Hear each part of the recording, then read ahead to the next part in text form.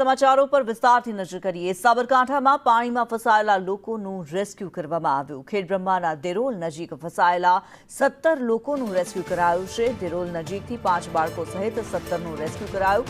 નદી વચ્ચે ખેતરમાં લોકો ફસાયા હતા। પાણીનું સ્તર વધતા મકાન પર આશરો લીધો હતો। વિજયનગર તાલુકામાં ફસાયેલા 8 લોકોનું પણ રેસ્ક્યુ કરવામાં આવ્યું છે। ભારે વરસાદથી 25 લોકોનું રેસ્ક્યુ કરવાની ફરજ પડી હતી। નદી આસપાસના વિસ્તારમાં ન જવા તંત્ર દ્વારા સૂચના આપવામાં આવી છે।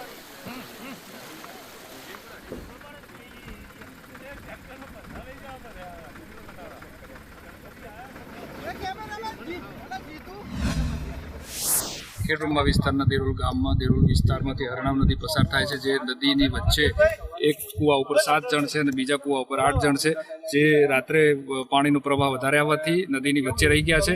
જેના માટે તંત્રને જાણ કરતા ખેડબ્રહ્માથી પ્રાંત સાહેબ શ્રી, મામલતદાર શ્રી અને રેસ્ક્યુ ટીમ હાજર થઈ ગઈ છે ઘટના સ્થળ ઉપર અને એમને બચાવ પ્રક્રિયા ચાલુ છે। 6 વાગ્યાના કેવી રીતના ફસાઈ ગયા હતા? વસંતાનું પાણી આવી ગયું હતું। કુલ કેટલા લોકો હતા તમે? અમે 2 પરિવાર હતા। 2 પરિવાર હતા। કુલ કેટલા લોકો હશે? લગભગ 10 થી 10 જણ જેવા હું શકો।